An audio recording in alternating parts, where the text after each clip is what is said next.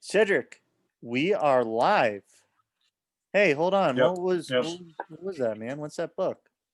No, so because we changed our picture on the YouTube channel to me sitting in my chair, and this is the book I was holding. So I feel like we have to go over this book briefly. This is The Adversity Quotient. So the story behind this book and why I read it. I was in intro to management in college, sophomore year. Ron Bozier, I want to say the guy's name. And we kept recommending this book. Like at the beginning of the class, he recommended it. In the middle, he was like, "Oh my God, you guys got to read this. It's such a great book." And then after like the third time, he said he was talking about it again and how it was so important. And he said, "If you buy this book and you read it and you don't enjoy it, then I will give you a full refund." And he said it again. He was like, "I will do it." And with a pitch like that, I was like, well, worst case scenario, I read the book. If I don't like it, I'll tell him and get my like 15, 20 bucks back for the book. And honestly, read it, and it's fantastic. It's fantastic. Really, this book's all about, it's not necessarily how smart you are, all that stuff. It's really about how much you're willing to take and to keep going. It's about your level of adversity that you're able to handle. And so, how much you're willing to take. Yeah, it's kind of one of the big key principles from it. But willing to take that much. So that's saying something, man. I guess that's a lesson for anyone listening to this, man. But no, so I just remember that. And yeah, so since that teacher recommended it, I bought the book, and then that was a little story. And I even saw it, and I was even able my senior year, like way after, because I never told him about it when I was in his class. Yeah. And my senior year, I remember seeing him. I actually did get to talk to him. I was like, I bought your book, and it was fantastic. And that was kind of a cool, like, around the world, because he remembered me. So that was cool. He was like, "Oh, how are you doing?" So yeah, story of the book. So what are your thoughts? So for everybody to also understand here, first book, but did we do that on here, Fire book, or no? Steel and Fire? Or just read it? What about that? Yeah. We just read it. For anyone who wasn't paying attention to the name of no, not Steel and Fire. Steel and Fire was the book. Sorry, The Rise of Superman. Superman. Yep. Yeah. So did we do that? Was that like the first video, or how did that work? No, so our first video has no sound. It's on YouTube, but it has no sound, and it was you and me video chatting on our phones.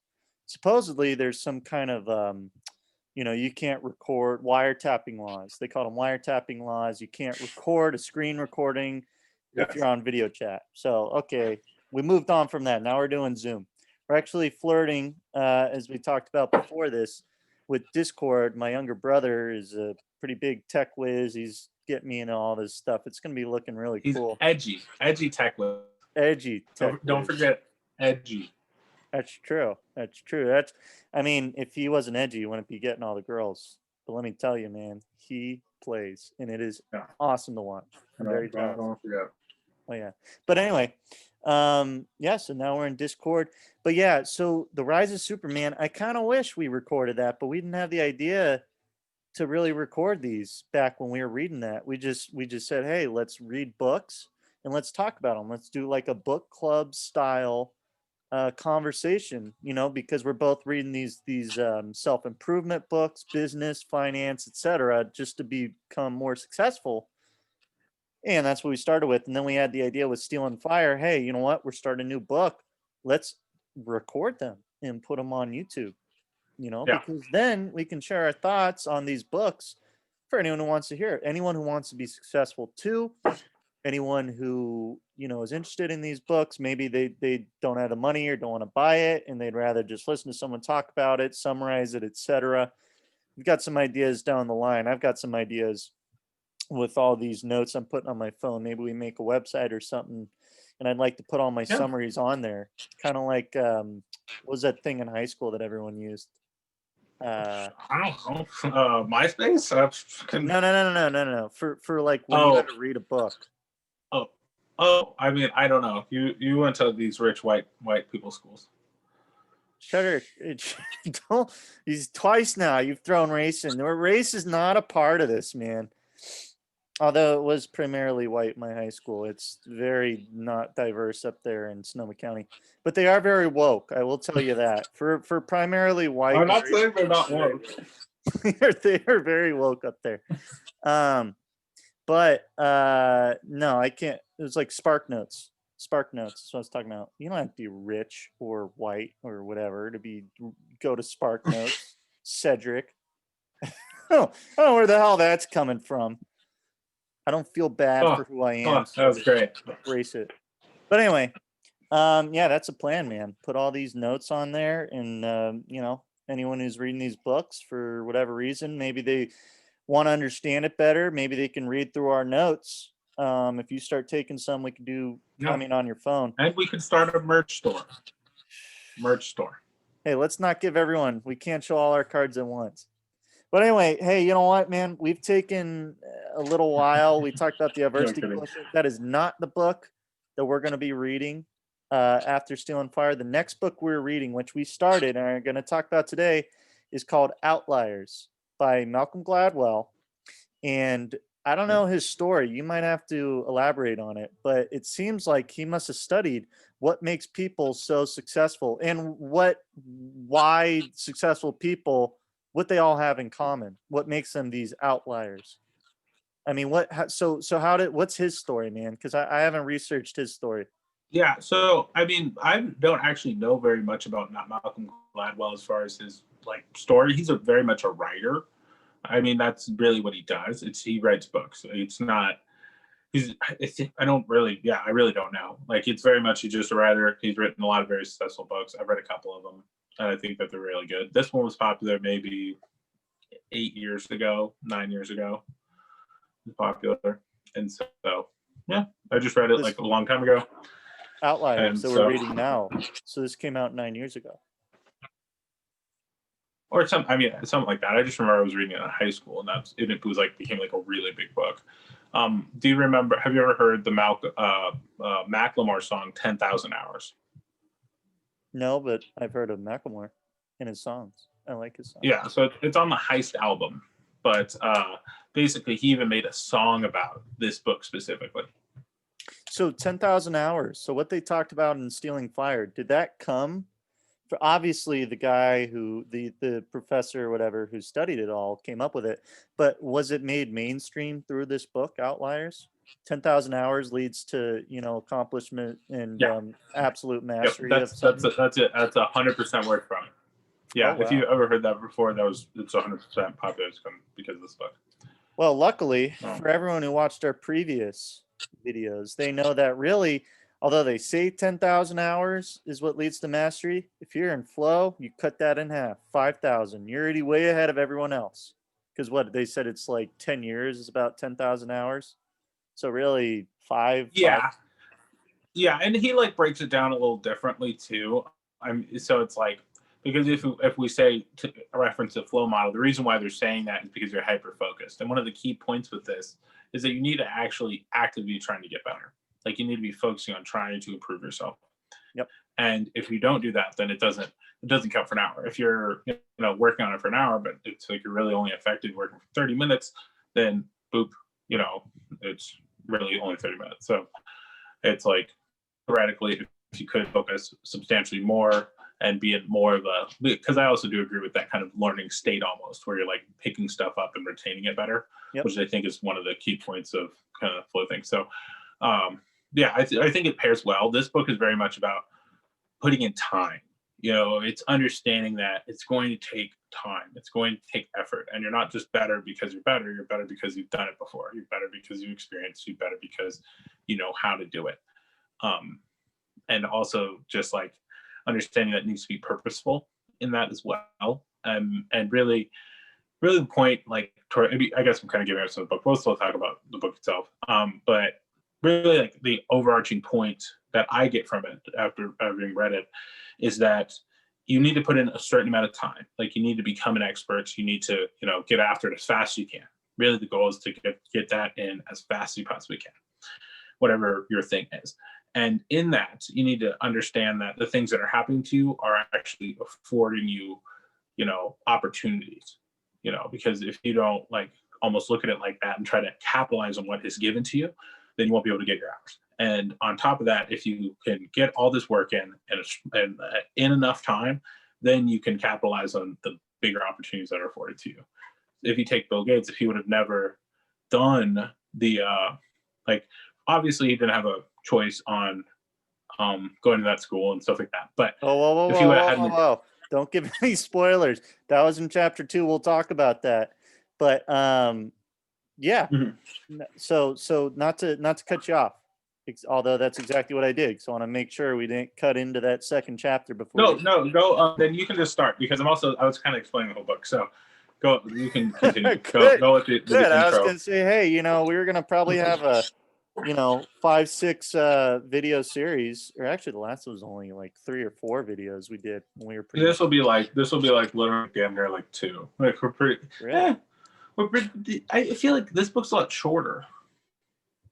We're gonna also, have to. I was going to pour an old Forester. Old Forester. Cedric, give us a background on the Forester. That's old. So old Forester, it is their claim to fame is they're the first bottled bourbon. This is Old Forester 100. I would say it's the best value in bourbon by far. You get this. I mean, I've seen it as much as $30. That's not a really good price. I usually get like $22, something like that. Yeah, it's good stuff. First bottled bourbon. Their real downside is that they have the cork top. They don't have a cork. That's what's stupid about this. I would pay literally $2 more. Yep, I would pay $2 more. Like the entire cost of doing a cork, I would pay for it just to put a cork on it. I would totally pay it, no issue. Just because it just looks so bummy. Because like I have other bottles that are like they literally have like bought in $15 bottles that have corks. So it's like dumb. But it's good. I would recommend it. It has a little proof to it. So if you're not really used to that, maybe not the best like starter, but they also just have a standard 90 proof, which is also good. And if anything, some people say it's a little better, but I think it's nice to have a little proof on there. It just kind of gets the taste buds going. It's a good thing our audience is well-rounded and they can handle it. Yeah. Well, I have a cool background. You can't see it, but in the thumbnail you can see it. It has my Drew Estate box. Cigar box. Yeah. Cigar manufacturer. Like if you have. Yeah. So I'm lame because I didn't know that. Makes me a nerd. No, the dude that gave me the mug's really into cigars. So he like sometimes I'll have a cigar with him. We'll just talk about cigars when we're like smoking the cigar. So I learned it, not a bunch, but more than the average person probably knows. One, yeah. Cigars are sweet, man. We love our cigars. We love our bourbon. It's a good combination. So hey, like let's get back. After you give your description of the bourbon, how's the bourbon? Oh god, tasty.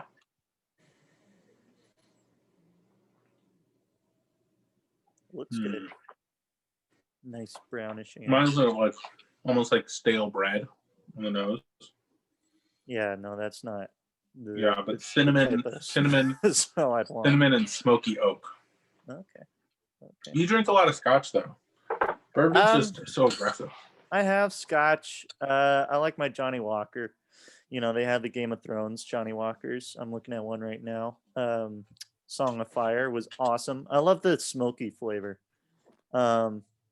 Cedric, first of all, we lost your video, so make sure you get that back. But I definitely like the smoky. The peaty flavor, it's okay. Like I said, I prefer the smoke. Have you had Lagavulin yet? Have you had any Lagavulin? I'm sure I have. I don't know if you had Lagavulin. Like you would have to like specifically order it. Like it's something you'd have to want. It's not like most places don't have it, and it's not like the most expensive. I mean, I think it's like starts $60-$70 and kind of goes up from there. But Ron Swanson favorite. Remember that whiskey I showed you? Did I send it to you? Which whiskey? Ron Swanson whiskey. You probably have. I don't want to spend too much time on this because we got to get to the book. We got to talk about the book. Send me that picture afterwards, and I'll verify whether or not I've No, seen it. sorry. It Besides sounds that, yeah, familiar. but It go on. sounds familiar. But we do have to get to the book, man. We do have to talk about this. So, yeah, man, only the first 2 chapters. And the big difference about this book, which for the last few videos we've seen is, it seemed like I had a greater understanding of all the flow state stuff because I'd done more research into this. You said yourself, I don't know if you said in the video, but you've read this book twice, which is awesome. I mean, I gotta say, man, it's fun talking about subjects that you have knowledge in, but I enjoy to a much greater extent learning. And when you've got someone who's got knowledge in something, uh it's like it's much easier. It's much easier to retain the information and talk about it because the other person has already thought it through. And if you've gone through this twice now, third time, it's awesome. So I love that.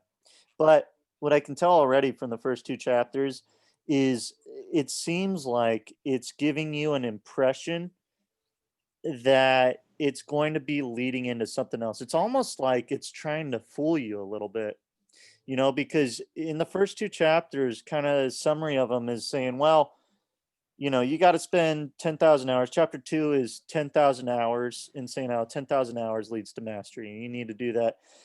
Chapter 1 is the Matthew effect. And what they're both kind of saying is, you need to be put in the right situation to become successful. And it's talking about, I thought what was a great analogy was when they talked about the tree. And they said that, you look at a big, strong oak tree. You don't say, well, what makes the oak tree strong?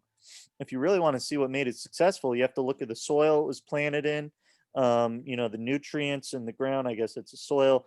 If there's no other trees to block the sunlight so it can grow, a lumberjack didn't come along and cut it down. Before it's prime. So basically, kind of the metaphor is saying that just like the oak tree, for a successful person, you got to look at their background and their history and, who they're associated with, who raised them, and et cetera, et cetera.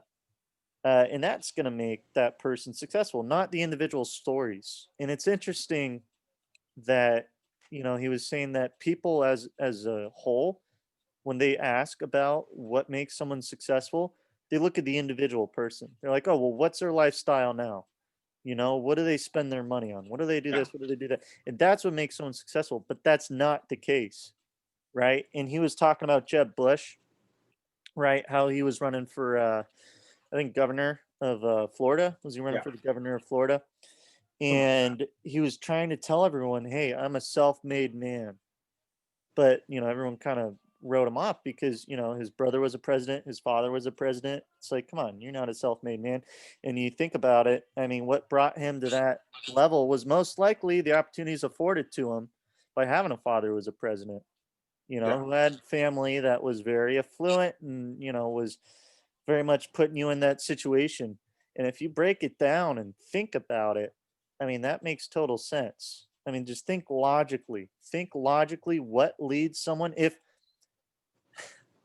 this is a fun book, Cedric. I'm happy you brought this up. No, I'm happy, and it's I just want you to keep reading it because part of me doesn't want you to like riff off some of this because you're not wrong in the way that he's putting it because it's 100% like that's exactly like when you first read and open this book, like that's 100% how it reads. It's very much like whatever, like it's way more based off of like where you live, all this stuff, and that's very very true, and that's really the point. But it's more like, let's say like I think that there's a company here locally.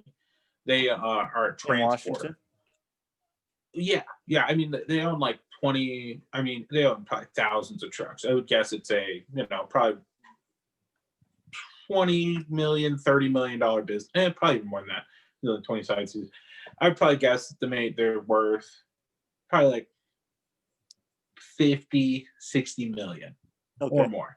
Okay.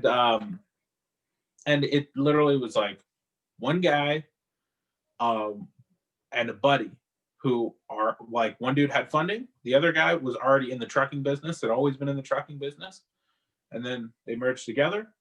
Boop. Now they're millions. I mean, the one guy didn't have a whole bunch of money, He had more money than the other guy. But yeah, but when you think about like them getting to that point, the only reason they could do that is because the one guy had already had 10 plus years of specific experience in doing this so that he could then capitalize on it when the other guy came in.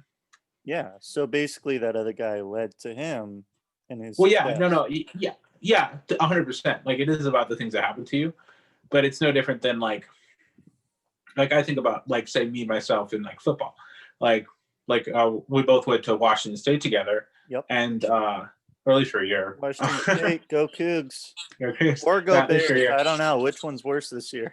That was terrible. We beat Oregon though. That was cool. Yeah. It's the Pac-12 is just stupid now. It's dumb. But so even like say that, I remember when like I was like trying to get a scholarship, like no offers, nothing for like my junior year or something like that. Yeah, my junior year. And so I was just busting my ass in the off season, like every single day. I was working out. I was working out like 7 days a week. I was doing football stuff 7 days a week, but I was not working out necessarily. I usually had like 1 or 2 days off. And so I was doing that for like 6, 7 months. Like I lost a whole bunch of weight, like this whole thing. And it's like if I ended up putting all those other hours, all that extra work, to then when I go to the Washington State camp, I'm the best guy by far, kick everybody's ass. Yep. That literally finished the camp. Offensive line coach walks up to me, says, "Hey, you did a really good job. Whatever. Coach wants to talk to you." And so, wait a minute. Go talk to head coach Mike Leach. He goes, "Hey, we like what you saw. Did McGuire get your number or whatever?" Or not that. I mean, it was however they did it. So it was like per NCAA regulation. And hey, we're gonna probably offer you tomorrow about like 12 o'clock. And I was like, what? Like this is literally like can't finish in 5 minutes. They're offering me like they're saying, hey, we're offering you tomorrow. Offering you already. Yeah. And so, but it's like that would have never happened if I hadn't. Like obviously, there's other things. It's like I went to a good high school. Yep. I was in a good area for that kind of stuff. But it's like I would have never been able to do that. I'd obviously some big other things, but I would never been able to do that if I hadn't put in all the other hours before. So then when I got the opportunity, then I could capitalize on. Yeah, but so you're the point of what you're saying, it sounds like, is, I mean, you put in all that time and effort to make sure that when you got to that point, you did perform so much better than everyone else. And so are you putting more emphasis on all that effort that you put, or more emphasis on, you were put in the right situation at the right time? And I would say effort with, is definitely more important. Yeah. Which one? I would definitely lean on the effort. I would definitely lean on the effort and experience by far as being the most important part. And as you read the book, I mean, that's what it'll be, because it's not that there might not be multiple opportunities that are afforded to you. It's just that. So I didn't show all my cards yet once. I've used that metaphor twice now. I got to come up with a new one. But so when I was reading this, so I kind of had an idea when I first got my my first job out of college, with Paxson as a contractor. I got really lucky. If I were to grade myself on the interview I had, first ever interview, probably a B minus, probably an 80, because I did well enough. But the problem was when he asked me, well, what does the company do? I didn't give him an answer. So it's like, okay, so you're going to work for the company and you don't even know what we do. But that's not what happened. And you know what? I talked to the guy later who did the interview, and he said, I could just tell from your personality that you were someone who was going to work and, we're going to be willing to work hard. I could just tell from the personality that you would fit. And you know what? It worked. He gave me the opportunity and I performed the way he wanted, hopefully better. I try to perform better than, people expect of me. Basically what I think everyone should do is under promise, over deliver. Under promise. That's definitely the goal. Right. That's definitely the goal. But anyway, my thoughts with that was, and it wasn't until after that I realized, because in high school and college, the mentality I told myself, it's not that I did it physically, but mentally, my mentality was, you've made it through all these classes with good grades, etc. And the way you've done it, Matt, is you've put in the least amount of work possible to get there. And so I was thinking about some of the tests I took, and sometimes I get an A, sometimes I get a B. But what was slowly clicking was that, hey, this is weird. The more I study for the test and the more effort I put into working towards something, it's like the more likely I'm going to do good on this test. And so that led to two realizations. One was always put 100% effort into, if you want something, you put every ounce of effort you can.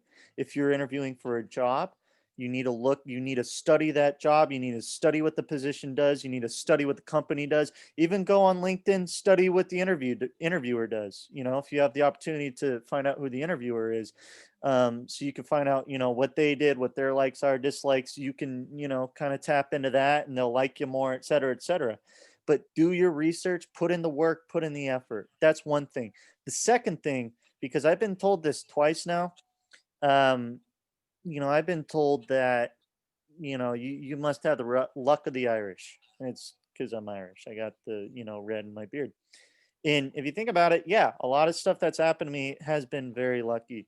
Like, for instance, the way I found my first job was I was working security in college, right? And I was in Marin County, California, and this woman came out of it was a film festival. It was the Mill Valley Film Festival, and this woman came out. I was at the exit. This woman came out with her two friends. Turns out one of them was actually her cousin, I think, and they all had wine glasses. And I said, "Hey, ladies, I'm sorry." I said, you can't come out here. You know, it's open container lot. I don't want you getting pulled over. I don't want that happen to you." And they said, "Okay, well, thank you." And then they left it on the table, and then they were about to leave. And I said, "Well, hold on." I said, "Hold on, ladies." I said, "That those are some nice glasses of wine. Are you sure you want to just leave them there?" And they like kind of looked at each other. They looked at me. I said, "Okay, yeah." So I talked to them for like 30 minutes and just being social. And it turns out that one of the ladies, so she had gone to the same school. She went to Berkeley. I went to Berkeley as well.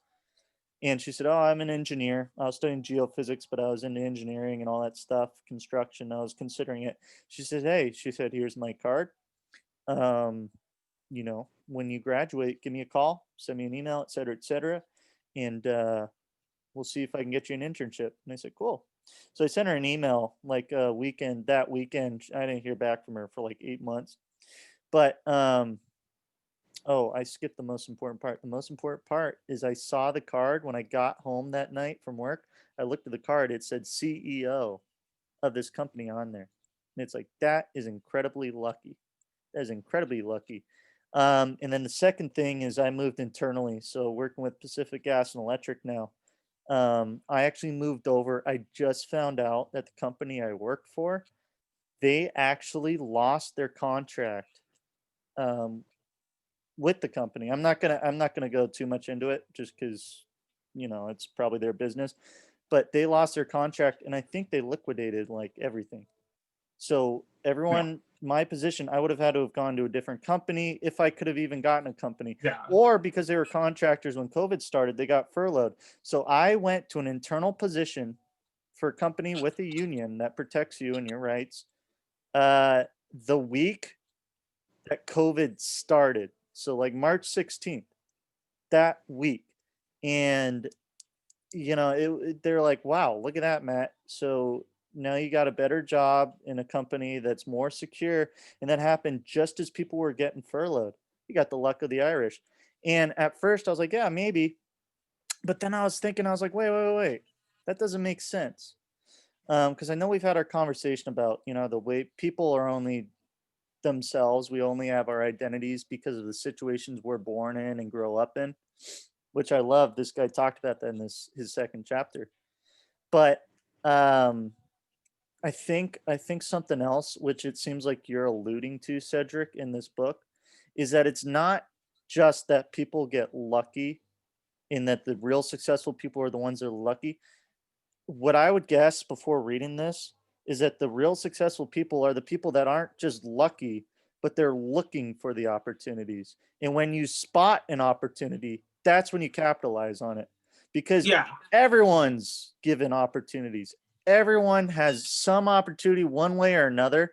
But the thing that separates a successful person from an unsuccessful person, before reading the rest of this book, to my thoughts, would be someone who's able to capitalize on that opportunity that's afforded to them. And you know what? I learned Yeah. that from the first time that I barely made that job, and I utilized it to get this job, at PG&E. And I mean, that's how I've gotten where I am today, and that's how I plan on continuing to get to where I'm going to get to in the future.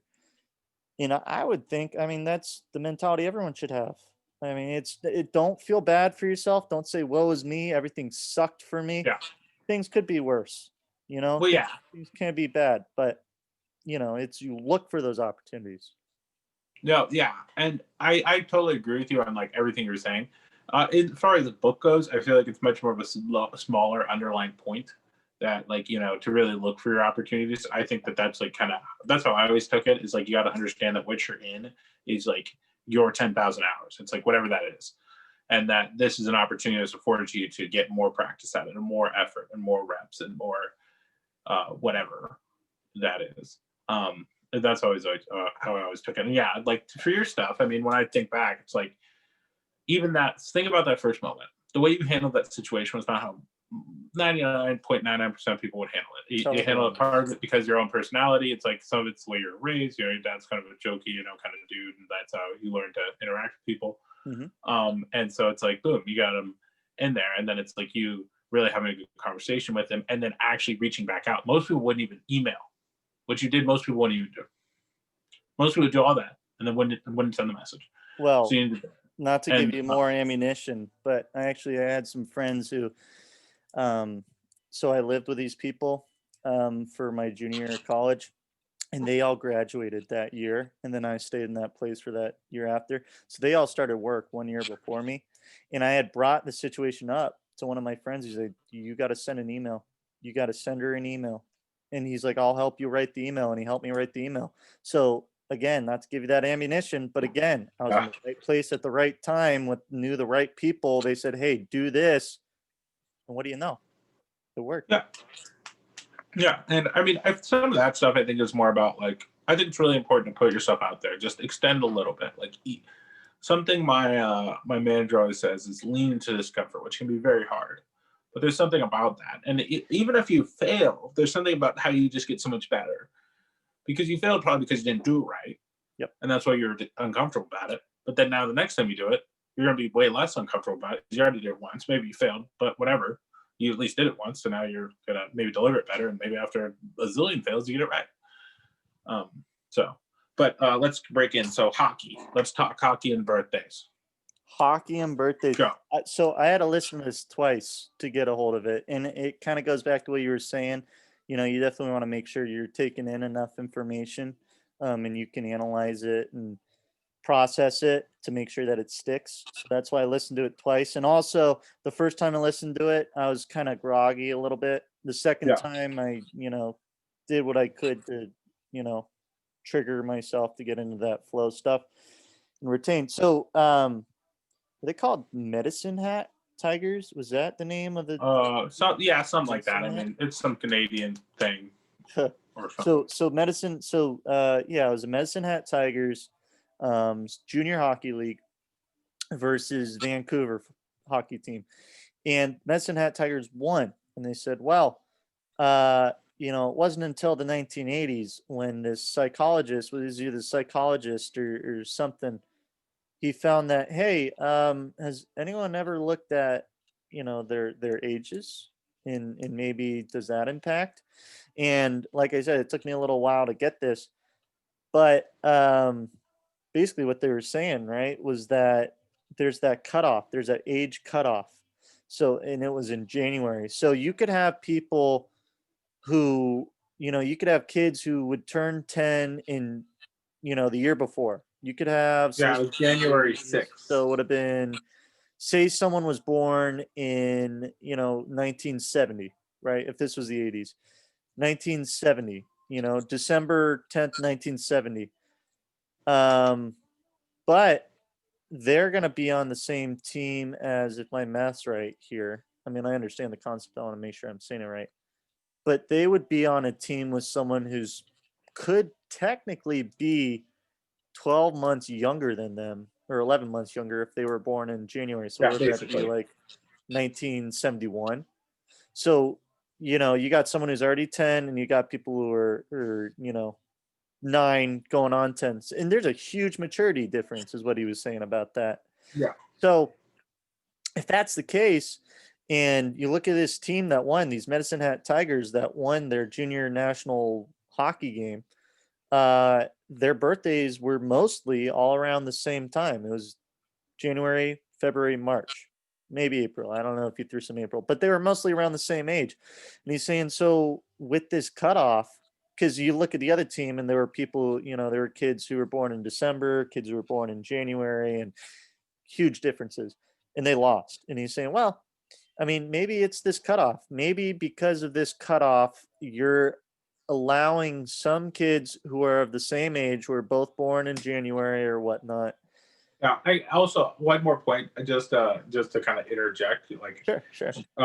So the key point to why it mattered so much that they were a year apart is that they started very young. So if you're talking 16, 17 is not as big a difference as 9 to 10. Yeah. And so these are like 9-year-olds and 10-year-olds. Yep. But continue. Yeah, which is that's why the maturity is such a big difference. And so basically saying that the ones who are around the same age, they play a lot better. And it's not because of the star signs. I thought it was funny at first. I'm like, was he saying the constellations effect? Oh, dude, do you believe in that stuff? Girls do, so I do if they ask. But why do they believe in it? It doesn't. They all do too. Virgo, Sagittarius. I'm a Virgo. Maybe I should learn that stuff. Huh? Maybe I should learn. I should just learn it just because people think it's interesting. Like, people somehow believe in it, even though it's lies. So have you read Robert Greene? Not to get into another book. This will be a little short one. No. But so Robert, no. He talks about in his book, The Laws of Human Nature, which is the first book I ever read on self-improvement. It was because my buddy Tom, who got me into it. So if Tom ever watches this video, Tom, thank you for getting me hooked on that. But he basically said, because he was talking about, what seduces people. I also read his book on seduction too, which is talking about political seduction, social, and one-on-one, etc. And he was saying that one of the strongest seductory, the strongest power of seduction is spirituality and religion, etc. So actually in his seduction book, he was saying, if you really want, to get someone to fall for you, just make them think it was by fate that you came into contact. So it's like, wow, I feel like you do that a lot. I never realized that. I do that all the time. It's like, wow, it was meant to be. It's almost like the fates put us together. No, I'm actually gonna give this a read, because or I guess we'll just read it. We can just read it in a month or something. Dude, it's awesome. Because it's kind of that, 1 week I did do both double duty. 1 week I did do double duty and read 2 books, but it was just so hard. It's tough, man. Plus, we're spending all this time talking about these, so we'll go slow. I mean, you take the time, you use it as effectively as possible. We'll throw that in there at one time. Again, like I said, first book I ever read, and that got me on the path. So definitely would recommend that. And then if you want to read Seduction, Powers of Seduction 2, that one's a little more, I don't know if I like that as much as the first one, because there's a little more predatory, in the sense that, it was okay, so as the hunter, you're going to have to say this to your prey. You need to think of them as prey, and you're going to capture your prey like this, and this by doing this, and this, and your prey is going to fall for it, and you're going to catch it. And I was like, whoa, this is some pretty intense stuff. But there's some underlying, themes that obviously work. Yeah, and some of it's just to make it interesting writing, I think, too. Dude, his laws of power, his 48 laws of power was banned in prison, because that was the number one book that the prisoners would recommend, or would try to get and read. because prison's all, hierarchy, Yeah. solidified or what's the word? Isolated, like an isolated hierarchy, in one area. But anyway, again, Yeah. I said I wouldn't get into it. We are getting into it. What were we talking about? The Outsiders and the hockey. Oh, we were talking about constellations, and we were saying how it's not about the constellations. It's basically the fact that there's that age cutoff, and the kids who were born around the same time. I think I got it backwards. I think the kids who were born in December were younger than the kids, obviously, that were like January, February, etc. So yeah. So it just depending on where you fell. yeah, because if you were in any time after like September or something, you were still 9 and you'd be turning 10 like a year later. And I relate to that because I was young, man. I was young for my grade and for football and all that stuff, which is, if this wasn't the case, if what I'm about to say wasn't the case, I'd take this for full face value. But so let's continue your point, but I'll add on to it and talk about some other points he makes later on, just since it directly relates to what you're saying. Yeah. What was I saying? Oh, well, because you're talking about football. I got to where I could get to in football and all that. I got scholarships at Washington State, then I ended up going to Berkeley, and I was young. I had to get my parents sign a slip saying I could play college football my first year of football at Washington State because I was only 17. I wasn't 18. I wasn't technically, an adult yet. So, I didn't let that hold me back.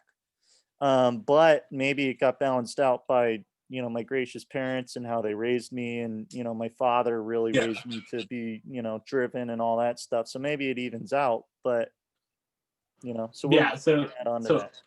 Well, he does mention this, and this almost kind of expands on like really his point of talking about like this age difference and all that, is because he says football doesn't actually matter. He's like, football, the age matters substantially less.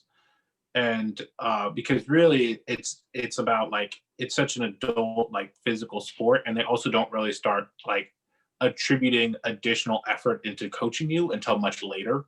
Mm-hmm. I mean, you could coach a 9-year-old to be good, but it's like they're not really going to be that much better. Like they're really not. I mean, if anything, it would be more advantageous for you to just have the kid run and more being active in a general sense than to focus on football. Like maybe if they're like a quarterback, that's really the only position. Quarterbacks and like kickers, like kickers on like those like really specialized positions. Potentially, you could get some decent gains as far as just their knowledge stand. Mm-hmm. But I mean, all the other ones, they're so physical and there's so many other factors that like play into it, and just the way the sports are set up, that it matters substantially less. I mean, it's so much about like just how physical you are and things like that. Not to say that the 10,000 hours doesn't count, but just this specific age thing is way less important. Yeah. Like still if you put in the effort, still if you do all that, like that still counts, it's still important, but it's way less about like, hey, you need to be this age, because it doesn't really matter what age you are. Like you could beat someone's ass, whether you're a freshman or a senior. Yeah. There's some freshmen that are insane. There's some seniors that are insane, and there's all the different people. I mean, there's all those dudes that are 20 going into the NFL, killing dudes. Like, have you seen DK Metcalf? Have you seen DK Metcalf? The single greatest receiver in the NFL right now. That guy's pretty huge. Yeah, he's massive. And how can you be like 6'4", like 240, 250, stronger than everybody, and faster, and also be able to catch the ball? Did he run that 4.2? Was that him who ran the 4.2? I think it was a 4.3. I don't think he ran a 4.2. Excuse me, what a slow ass, man. 4.3. Yeah, I was like a 4.3, I think. But yeah, regardless, I'm still crazy fast. That's insane. Did you see the play where where it was a pick and he ran the guy down? Like I got him at like the 5. Like they picked it at the 5. He ran 80 yards to chase him down. Like he literally walked this guy. That doesn't happen in the NFL. I mean, no, he had a 20-yard. The dude had a 20-yard lead, and in 60 yards he walked him. That's insane. It's like. Yeah, it's like, how can you do that? So, I mean, stuff like that's why it doesn't necessarily matter. The reason why they're saying so much of this for like hockey and this is because it's way more about getting into those leagues early on, whereas there's no like real, I mean, there's some little developmental leagues, but it's like, what percentage of those guys even make it? Like none, really. Whereas these, it's very much a small group that moves up into another small group that moves up into the Olympics and blah, blah, blah, blah, blah. So it's a different setup. And things that are set up like that, like a gymnastics and all that, are very much centered around the same thing. Yeah, which is kind of getting into, I guess, his main point of bringing all this up. I mean, he was saying one of the factors for successful people is that, the people born with that innate talent at such a young age, especially because these systems are put in place in certain areas, except for Denmark, because Denmark, I don't know, they don't want people being better than other people. They can do whatever they want. It's probably better that way.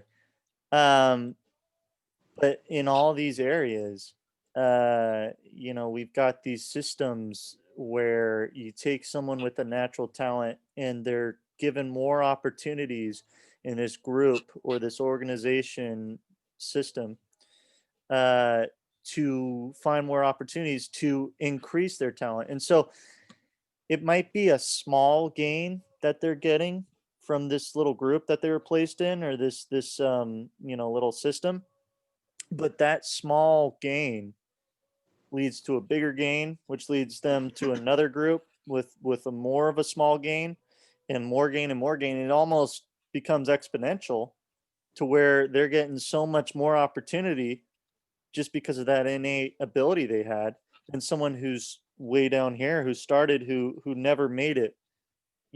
And I guess the reason why he brought it up is because he's saying, it seems like it really shouldn't be this way, because a lot of these kids are told that they can't make it as a hockey player in Canada, for his example, because they're separated at such a young age. And if you were to do it, say when they were teenagers or something, maybe there would be a little bit of a difference, because like you said, 16 and 17, that age difference isn't that big, but 9 and 10 is a huge issue, huge difference in maturity and all that. So because mentally, probably what it does to a person is, oh, well, I'm losing, I'm not as good as these other people, and that builds on itself. Because we talked about this, Well, right? yeah. Your experience The biggest who thing you are. No, that's very true. And I think one of the bigger things too to think about, just from a sports standpoint, that I think people don't always get. If you aren't good and you aren't playing, the biggest difference is you actually get exponentially less experience than the person that is, because they're getting the game time experience, they're getting the time in practice. The coaches can't spend time with you because it's about winning games. Yep. It's not about you. So it's one of those things where it's like, if you can get this at 9, the chances of you being able to maintain that through a much longer period of time is much easier, because maybe you're negligibly better at 9. Negligibly. Like, you're just like not as much of a spaz as the rest of the kids, or that day you like took too much ADHD medication, were really focused, whatever. Modern kids. And so then boom, now you're playing. All it took was a week or two of practice, and you're better than the other guys because you got twice as much experience as they did. And then now, boom, you're moving to the next year, 10 times as much experience. And so now, boom, you're this, you're that, boom, a couple years later, you're now the star player, even more experience. Oh, you're this camp, that camp. All you're doing is this. And all these things are making you better, especially if you're purposeful about it. That's why I think this book is good, because then it causes you to be a little more purposeful about the things you're currently doing. So that's where the 10,000 hours comes into play. So so the way you described it sounds like you could have found the hints in the first chapter, because that's already leading into the 10,000 hours. That's already leading into, you need to put in more time to make sure that you're better. I want to make sure before we move on to that second chapter, if there was anything we might have missed. It seems like we kind of hit it all. He was just talking about that, there's these systems that differentiate people by their abilities at such a young age, that unfortunately it's inefficient, because you could have so many more people with great ability if they were just put in equal opportunities to show them, if they were put in someone of the same age group, to compete with that. Then by the time they get to that point where they really need to compete with the 17-year-old, and really they're pretty much the same ability, again, you got more opportunities. So, I mean, that's what I got. Did you have any other thoughts on chapter 1? Oh no, I mean that's pretty much the whole chapter. Sweet, we really. analyze the fuck out of that. That was good, man. That was a good one. Chapter 2, 10,000 hours. We definitely already talked about this. We started talking about it. And this is where I cut you off when you're talking about Bill Gates, because we talked about Bill Gates, Steve Jobs, a lot of these guys and that. Little prelude. 10,000 hours, basically, for anyone who doesn't know or hasn't heard it before, they say that in order to master something completely, you need to be putting in 10,000 hours of work. And so, of course, flow cuts it in half. That's very important. So watch our flow videos, cut it in half. You're going to be so much better off. But there was some kind of scientist or someone did some testing, and they found that studying all these people who are so successful at piano or chess or pretty much anything you could think of that involves a skill, what really separated people who were professionals from people who were kind of okay to really just starting off, et cetera, et cetera. Can I emphasize one point, I guess, in this? Sure. Because he just kind of glances by, but I think it's really important.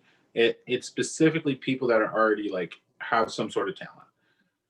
It's almost like you kind of almost got to get to a certain point before any of that really makes sense. But at least in his studies, he was specifically looking at people that were already good, they already knew how to do it. But it was what was the big difference between the people that were good, okay, good, going to be professional, and then the best? That's a good point.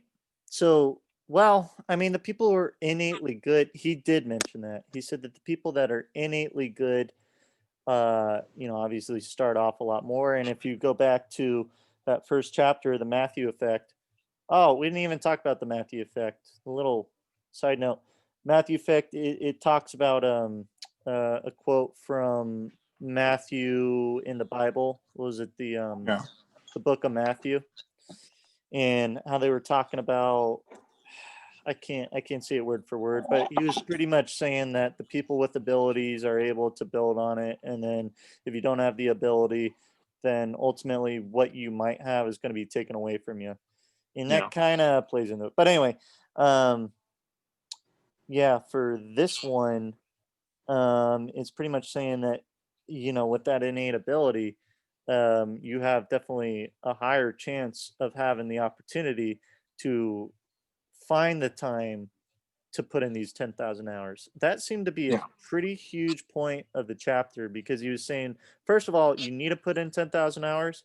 Second of all, not everyone has the time, because maybe someone was born under family that doesn't have that much money. They still want to go to college, but they have to work 2-3 part-time jobs, and they're in school, and you don't have the time to put in all that effort. But what this guy found in his studies about the 10,000 hours is that the people who truly separated themselves put in, more hours a week, every year. So they slowly built on the hours they put in a week to where they got to their 10,000 hours. And if you really look into it, the reason they were able to do that is because of their situation and some of the opportunities that were afforded to them from where they came. Do you have any thoughts on that?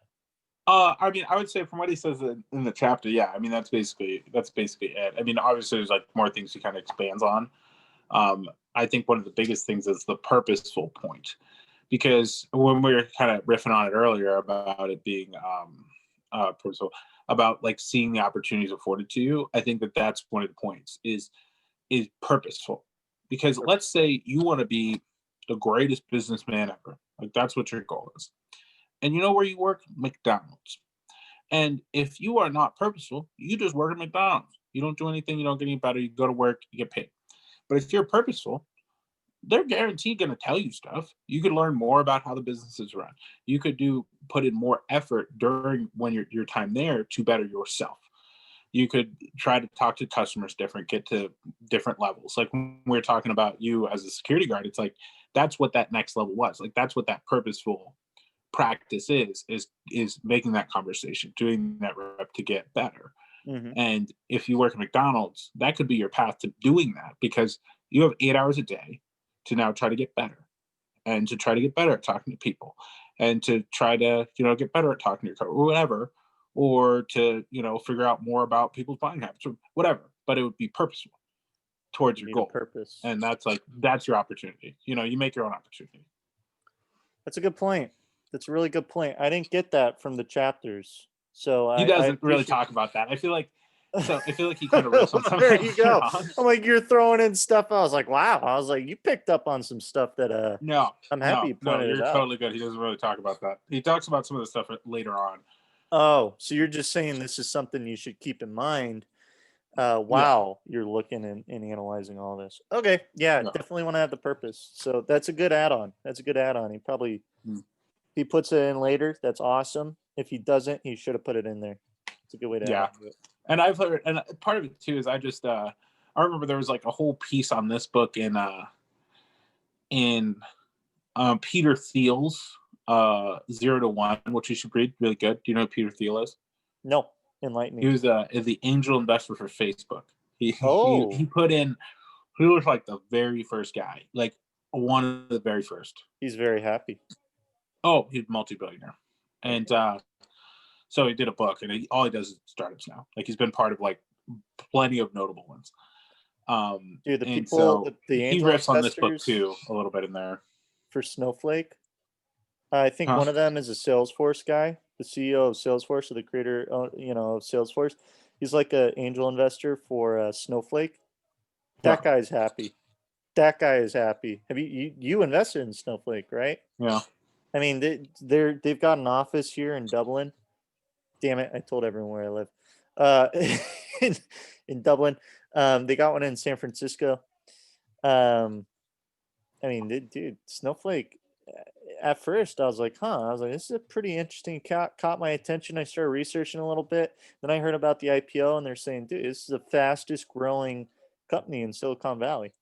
But that's a little aside. Just saying, angel investors. That guy's probably pretty happy. Yeah. So, okay. So 10,000 hours. We talked about that, and the other part is, you look at Bill Gates and you look at Steve Jobs, and you kind of analyze how did they get to where they got to? How did they become so successful in Silicon Valley and coding and all that? Well, Bill Gates, was born to a wealthy lawyer, and his mom was, I think, he said she was a daughter of some well-off guy. So, they sent him to this really nice school. In the school, he was put in a program where they bought like the nicest computers with the nicest technology, and you were able to, code nonstop, which is very similar to Bill Joy, which we didn't talk about. Bill Joy, the guy who wrote most of code for like the internet, which is why this works, is because of Bill Joy. His code like makes all this stuff actually work on the computers and all that stuff. Or maybe it's just the internet. But both those guys were awarded the opportunity because for Bill Joy, he went to University of Michigan, and at the University of Michigan, they put in a lot of money to make sure that he had the best equipment. He didn't have to wait on some of that waiting time that a lot of people were working in programming, back in the 1960s. Sometimes you'd wait days or weeks or whatever just to get a new program installed. So it was a very long waiting process, but he had the materials and all that stuff to pretty much program nonstop. And then he got more and more into it, and then he was allowed to put more time into it. And Bill Gates, in high school, was working with the same equipment, and he eventually went to University of Washington. I don't know if he went to Washington. I think he went to Harvard, but he eventually did some coding at Washington. I think they allowed him to do it when he was in high school. And I mean, he was just given the opportunity. He was just given the opportunity because of where he was born, who he was born into. And again, I mean, the way these. Well, I mean, there's some of that, but the points to highlight is yes, like there were those certain points that enabled him to do that, but that's true for everybody. Like everybody has their thing. I think is something that also kind of always stick in your mind. It's like, it's not that Bill, like obviously Bill Gates is Bill Gates because his parents had money and they could send him to a nice school and all this stuff. But also Bill Gates is Bill Gates because the dude was like going at night to go code for 3 hours and wasn't sleeping. Yep. And spending so much time learning this. So it's like, there's both. It's like, yeah, it's like he had these things afforded to him, but also he actually took advantage of the opportunity. Because we all have opportunities, but it's like whether you're taking advantage of it or not, and whether you see it as an opportunity or see it as just work or a burden or whatever. You know what I also have to say, in which this is why I was so interested in the Steel and Fire stuff. He must have, because so before I say anything, does he talk about motivation in this book at all? What motivates people to do things? Not, I don't think so. If I'm kind of remembering it, not so much. I mean, I think he does kind of touch on how it does need to be something that like you do want to do. I think a little Yeah. bit. That's why it's like it's something that these people enjoy. That's why they're able to do the hours. Whoa, Cedric, you're gonna have to start over, man. You're Somehow really cutting out here. force yourself Hold on, to do Cedric, it, but Cedric, it's Cedric, very Cedric. much Can you hear not. I feel like it motivates you because it. me? Can you hear me? Dude, that was Yeah, I'm like here. in and out. Yeah. Like really bad connection. So you're gonna have to start that over. It sounded good because you kept going. Yeah. So I was saying, blah blah blah. Yeah, when you lose your train of thought, what were we talking about? Damn Wi-Fi. Freaking. We were Yeah. talking about Bill Gates and Oh, yeah, Bill Gates, all that. So just oh, you were asking me about like motivation. motivation. I don't really think it talks much about motivation. I think that the book is motivating as a Mhm. whole, but I don't think it doesn't really, it's not a motivation book. It's not like, Yeah. oh, think this, blah, blah, blah. It's very much like, hey, if you want to be successful, you can do it, but you got to understand you're trying to get a bunch of stuff in. It takes this amount of effort, and you got to understand that. Yeah. That's why I think people like it because it's real. It's like, it's not Yeah. a BS. If you want to be good at something, if you just do it a lot, you'll just be good. Like, you'll just be If you way do it a better. lot. So Yeah, it doesn't what you're matter. saying is it sounds, because you keep repeating, the most important thing that must come from this book is, you got to put in the effort, you got to put in the time, you have to want to put in the time. I mean, that sounds like that's what you're saying.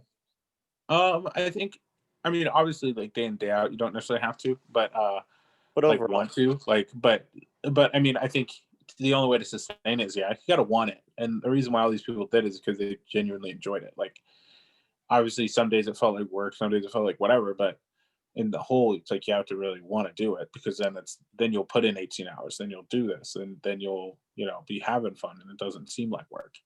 yeah. So if that's the case, if the thing is you got to want it, um, isn't it a little detrimental? I mean, or is it good that it doesn't talk about motivation? Because I feel like if the most important thing is you got to want it, I mean, the thing is, everyone wants to do something. Everyone wants to achieve something. I listened to a guy on Bigger Pockets. He's, I think, the vice president of the Bigger Pockets, the real estate website Yeah. and social media website. And he came out with a video, and this was incredibly powerful when I listened to it, because he's like, look, he's like, for all the people who want to just get into start real estate investing, all that stuff, it's really easy to say, oh, I'm going to invest in this. I'm going to have, this empire. I'm going to do this. I'm going to do that. But the toughest thing is getting your first property. It's just starting off. And he said, so how do you change that? And he mentioned something that, like I said, is incredibly powerful. He said, the biggest thing is you have to set goals and you have to have a game plan. You need to write down your plan. You need to check off smaller goals that lead to the bigger goals, and you got to make sure that you're consistent. He said, because if you think about it, a goal without a plan is just a wish. That's what he said. He said, because everyone can wish that they were the strongest guy ever, that they had the most money ever. But if you don't have a plan to achieve that goal, it's just a wish. and anyone can win. Yeah. Right. And so Yeah. that's the biggest thing. And so what seems important with this is if one of the biggest things is you have to want it, you know, the where I'm getting into with Bill Gates is he must have, because from what I got from that last book is what motivates people to do things must be obviously the pleasure chemicals. That's why all the, you know, corporations and military and all Yeah. that stuff is able to take advantage of people because, you know, they realize that people are, you know, more willing to do things if there's some kind of pleasure in it. That's why the entertainment industry is so big. That's why sports are so big, because it's fun to watch, because you have a lot of enjoyable time doing it, because there's, you know, chemically, biochemically, you know, it's releasing chemicals in your brain. So somehow Bill Gates must have convinced himself, or, you know, physically what must have happened is the more he did it, the more he, you know, received pleasure out of it. So there must be some kind of connection. It's unfortunate they don't talk about it in this book, but there Well, I must mean, be it's just some kind of literally a connection hobby. between, yeah, I mean, it's got to be something you enjoy. It's got to be Yeah. something that you can convince yourself you're going to get a pleasurable sense of doing it. And that's probably why it's so Well, I feel difficult like it for almost people. doesn't. Like, I feel like it would almost come naturally, and this book is more to explain that if you once you want to get to that next, like that crazy level Mhm. and become wildly successful, it's going to take time. It's Yeah. going to take experience. I think that's that's kind of the point. At least that's really like what the book's all about. It's just like time, experience, very important, getting better. That makes sense. Yeah. But I feel like that's got to be an important aspect, though. I feel like you have to also understand that, you know, you can want to do something, but unless Yeah. you, I mean, Well, first of all, I agree with if it's everything you're inherent, saying, like goal setting and all that. Like, it's not that I don't like agree. yeah, I totally agree with that. And then just to kind of riff on the goal setting, it was I haven't read his book, but I read his couple. But Jordan Peterson, he's somehow controversial but he's just Jordan like a Peterson. writer. But Who's yeah, George. whoa? Who's Jordan Peterson? He got famous because he wrote an article about how it didn't make sense to call people in Canada like Zers, like all these weird pronouns. He was like, why don't we just just not like it was well like written. Yeah. And so he got a lot of flack, but if you read it, it's very fair. It's not like a crazy like, oh, I'm not upset with these people. Canadians get very And so he's offended. just got like flack for that, but he had also just in general kind of wrote some books and did some other things. And one of his points in his book is lower the bar, like lower it. So if you kind of riff on the 10,000 hour thing, you're not going to be good today. Like, you're not going to be good right now. Like, if you want to just become a surfer, you're not going to be good today. Not at all. But if you do nothing, you're not going to be any better. So you lower the bar. You set your level for improvement to just a mild amount of improvement each day. Mm-hmm. So you go, oh, wow, my goal today is to go out and surf. Not even surf. Go out into the water with the board. Boom. You are one step closer. Boom. And then just every day, just do. Keep building. And yeah, but it's the same thing as the goal setting, but it's really just the point is to really set extremely realistic goals and focus on consistently doing those extremely realistic goals day in, day out. And that will get you on the path. And eventually, obviously, as you do it regularly, like you'll get more into it. I'm a firm believer in it. The more stuff you do, the easier it gets. Like, you just get obsessed and you're all into it and all this stuff. You know so much and it's so fun. But that's because it sucked for like 2 months. Yep. It wasn't fun because you didn't know how to do it. Yep. Or didn't know anything about it. But then you get the muscle memory or whatever mental memory of how to do things, and then it becomes It's not hard. It's not a struggle anymore. Yep. Norepinephrine. You get enough Yeah. norepinephrine released and do something fun, and you're having a blast. Yeah. Oh, yeah. Okay, well, Cedric, I think we pretty much touched on everything in those first 2 chapters. How many more chapters are in this book? I don't know. We're gonna have to look it up. Hold on a sec. Yeah, it's not very long though. Yeah, let me check my Audible. Yeah, it's 7 hours, so it's only an hour less than the other one. Oh, so yeah. I thought it was only So 2. chapter 3, 4, 5, 6, 7, 8, 9. Yeah, it's the same. It's literally the same length. Same Okay. amount of chapters. Just some chapters are shorter. Trouble with Geniuses. All right. Yeah. 5. That's a good one. Okay. Well, these are shorter, so it'll be easier. But right on, man. I think we had a good time. I had a good time talking about this one. Again, I'm happy you read it before, so now we can kind of discuss, and I'm looking forward to these next 2 chapters. Yeah. All right. Definitely. All right, dude. Well, you know what? We'll reconvene on Friday. How's that sound? Yep. Sounds good, brother. Alrighty.